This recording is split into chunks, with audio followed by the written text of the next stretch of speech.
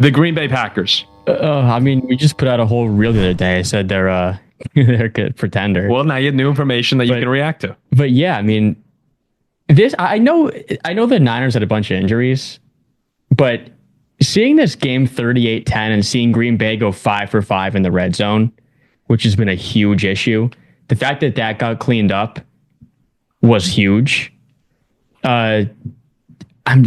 People are going to hate this, so I'm still going to say pretender. Really? Yeah, I'm still going to say pretender. So who's contending in the NFC? Is it literally just the Lions and the Eagles?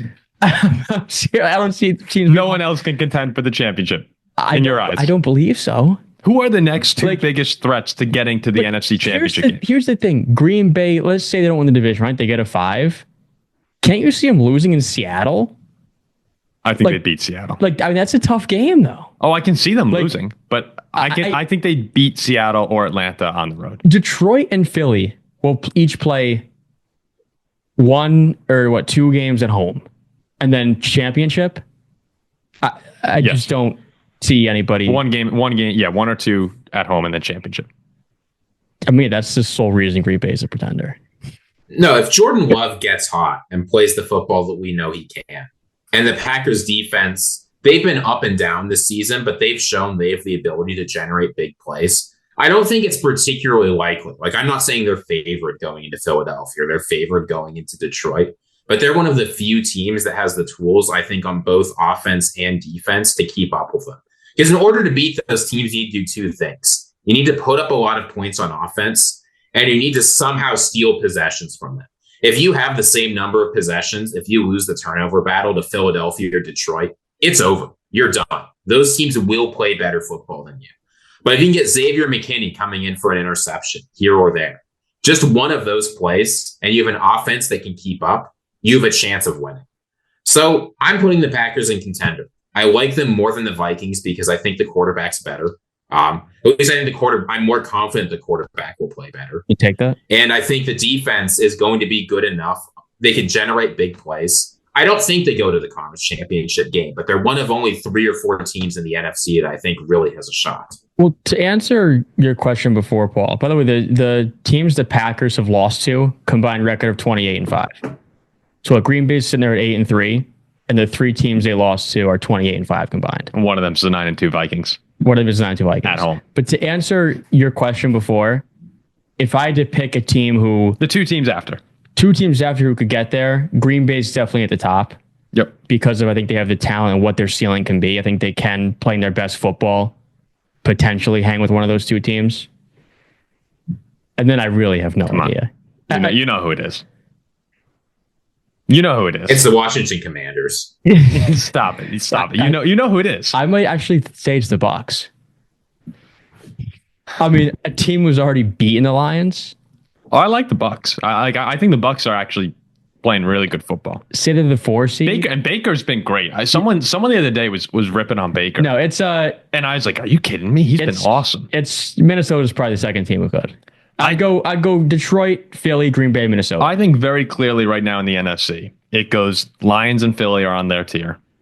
Then the next biggest contenders, I would have Green Bay at 3 and Minnesota, 4. And then Minnesota at 4 probably. Now I think the Vikings are actually going to beat Green Bay and Green Bay. I think it's very close between the 2 of them. If you asked right now, the Eagles, Seahawks, and Falcons, who would currently be hosting a playoff game, out of the Vikings, Packers, Commanders, Cardinals, Bucks, Rams, the next 6 teams that could be in for the wild card, who do you least want to face in the first round? They would all say the Packers. Then they would all say the Packers, and it's because of the offensive abilities. It's because of what Jordan Love can be, the ceiling. Now, we're being generous here to Green Bay, saying that Love will get there, and he hasn't this season. The signs are looking that it could happen, and it probably I expect it to happen. But we're being generous. Right now, the Vikings have beat them in Green Bay, and the Vikings are playing good football still. So I would rank it those 2 at the top, Lions, Eagles. Then I go Green Bay and Minnesota, very close, 3-4. And after that, I don't think you have any more contenders that I'm not willing to put anyone else in that tier right now. I mean, Green Bay too. If they have red zone mistakes cleaned up, they can. I mean, they could be what, not 10-10 If you give them a functional red zone offense and a good kicker, they're 11-1. They've only lost to the Lions. And like cleaning up their red zone problems this week goes a long way. And you see what they can do. They can hang 40 points on you when they do that. They're 7-3 and they haven't played very good football this year. So they're definitely the team who can contend the most with Philly or Detroit. Yeah, I still think they'll wind up getting into that. My guess right now is the Vikings will be the 5, the Packers will be the 6, but we'll see how it falls as the season goes on. Both those teams are in great spots to make the playoffs, with the Commanders at the 7 seed, who are 7-5. Ziggy wanted the Commanders in here as contender or pretender. I'm curious to see where he comes down on this. I think they are very clearly a pretender right now. Still a tough team to beat, but Washington has fallen back down to earth from the miracle start they had to the season, the exciting start. They've lost 3 in a row, I believe, at this point. They've lost the Steelers, the Eagles, and the Cowboys. A really bad loss to Dallas, too, because I thought they had a shot at the division still, given their schedule at the end of the year.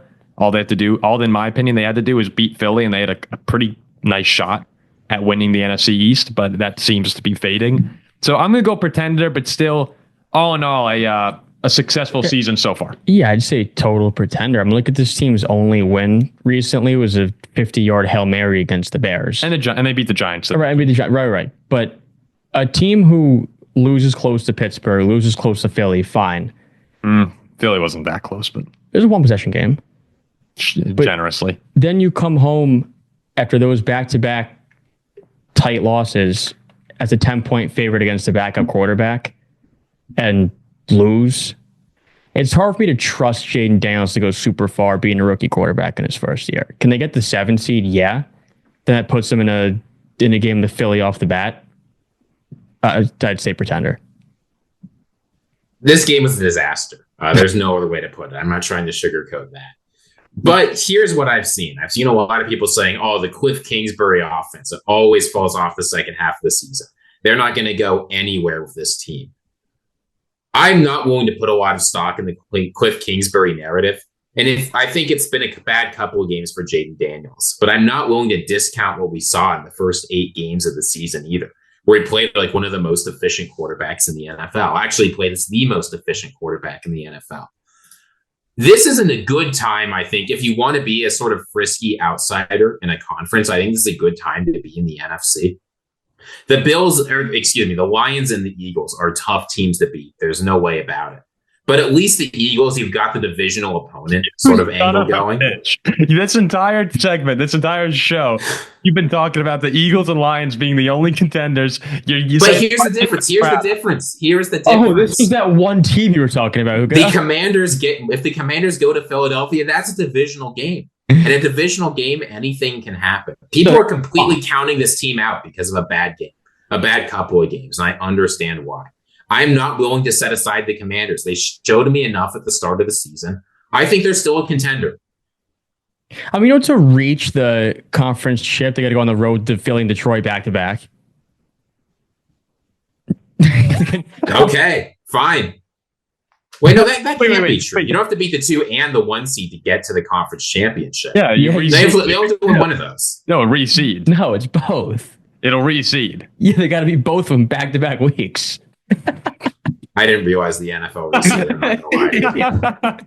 Have they always done that? Am I just delusional? They have always done that? I mean, there's a better chance. Oh, my bad. Wait, what the Packers were the one team, right? That the Packers were the one team that you said earlier? You said there's one. I think the Commanders are 4. Okay. I don't see why the Commanders are above the Vikings, but okay. Commanders are going to finish with a better record than the Vikings. That's reason 1. No. Look at the remaining strength. Look at the remaining schedule. The Commanders, they still... the fluke loss to the Cowboys is getting avenged. They get to play the Saints. They get to play the Titans. They get to play the Falcons. And then Philadelphia will probably be resting everyone when they play. So whatever. I love that. That whole segment from Ziggy was great. He started. No, Sunday was an unmitigated disaster. I don't trust Cliff, but I do think they're a contender. I didn't say I don't trust Cliff. I said I don't buy the narratives that his offenses always fall off, so you can't count on it. Okay. I was putting trust in Cliff Kingsbury. Well, I think they're good. I think they're a good team. But sometimes you just don't know basic facts. Sometimes you just get it wrong. And hey, you know what? If they wind up getting the 6th seed, you're back in. You're back in. They've got a very easy remaining schedule. If they, you know what the Vikings have left on their schedule? I do. But the listener, it's tough. Detroit, Green Bay, Seattle, Atlanta, Arizona, Chicago. I know which schedule I'm taking. If the Commanders get the 6th, then what's the first round? Like Seattle or Atlanta, probably? Yeah. So you win want that. to get that 5 or 6. Yeah. You do not want to go. And then you go and beat Philadelphia, divisional opponent. The rules are different. And then bada bing, bada boom. You're in the conference championship. So it's that easy, folks. Getting ass blasted by Detroit. We have one segment left. Real quickly before we get to that, I do want to say, I think I would rather go to Detroit than to Kansas City in the playoffs. If I'm a 7th seed, we get the big upset, I'd feel more confident going into Detroit than into Kansas City. I'd agree. And and this is when we're looking at contenders and pretenders. I think that the top of the NFC right now, the Lions and the Eagles, people would argue is better than the top of the AFC, like the top 2 teams right now. But when it gets to playoff time, I don't want to go to Kansas City. Did you hear what Nick Saban said on College Game Day about Auburn? No. He said Auburn at night is haunted. Arrowhead in the playoffs is haunted. Well, haunted for him. Like it's... and Texas A&M. Yeah. Maybe not Georgia. but yeah. They haven't played Georgia at night.